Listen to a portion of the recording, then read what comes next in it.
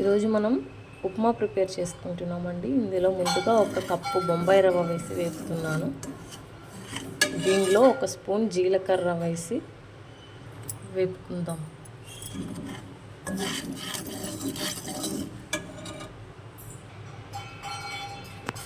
ఏడెనిమిది నిమిషాలు వేపాక తీసి పక్కన పెట్టుకోవాలండి. ఇప్పుడు ఉప్మాకి తాలింపు పెట్టుకుంటున్నాం. ముందుగా దీనిలో 1 స్పూన్ ఆవాలు, పచ్చెనగపప్పు, మినప్పప్పు వేసుకున్నానండి.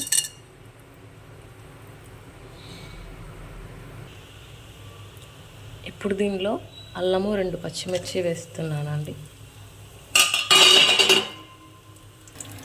కొన్ని జీడిపప్పు పలుకులు వేస్తున్నానండి. ఇప్పుడు దీనిలో 3 కప్పులు నీళ్లు పోసుకోవాలి. 1 కప్పు పాలు పోసుకోవాలండి. నీళ్ళు మరుగుతున్నాయండి. ఇంకా రవ్వ వేసేసుకుందాం. రవ్వ వేసేసానండి.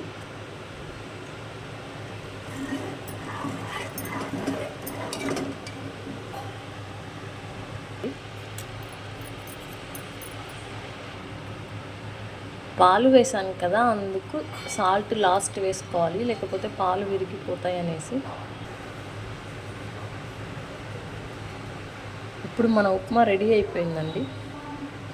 గ్యాస్ ఆఫ్ చేసుకొని సర్వ్ చేసేసుకుందాం. మనకి కావాల్సిన ఎమ్మీ ఉప్మా రెడీ.